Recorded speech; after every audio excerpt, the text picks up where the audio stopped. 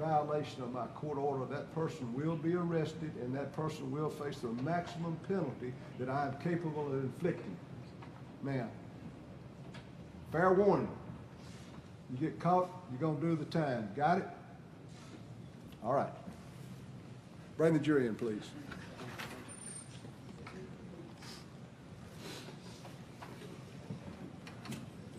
Okay, we have a good evening. Everybody get rested? Okay. I'm going to ask you to return to your jury room and please continue your deliberations. You know that we can communicate by notes, so if you have a note you want to send to me, please send it, give it to the bailiff, and I'll be here waiting for you. All right, so with that, I will send you back to continue your deliberations.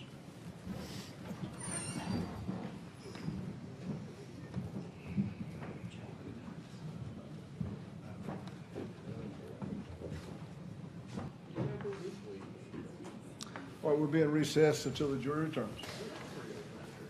I have received a note from the jury that they are unable to reach a unanimous verdict. They've been deliberating some 7 hours now, and I'm gonna call them in and read them the sharpling charge.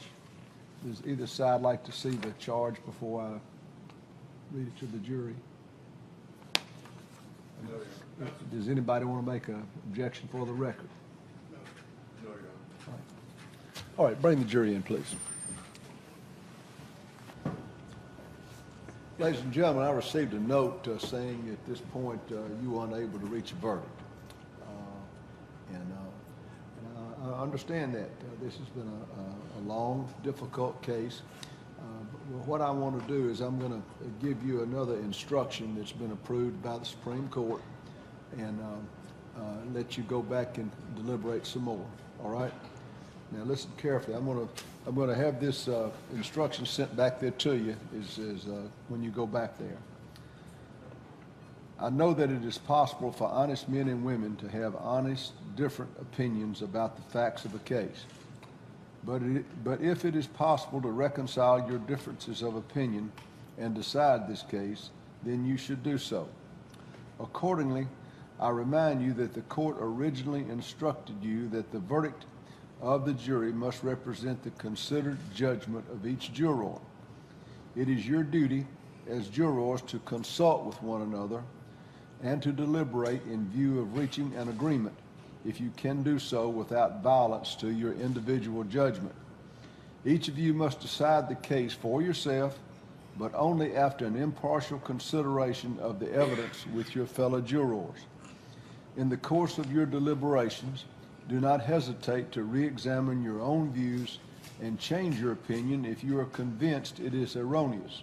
But do not surrender your honest convictions as to the weight or effect of the evidence solely because of the opinion of your fellow jurors or for the mere purpose of returning a verdict.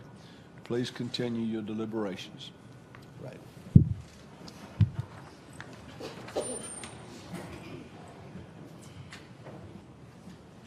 All right, we'll be in recess till the jury returns.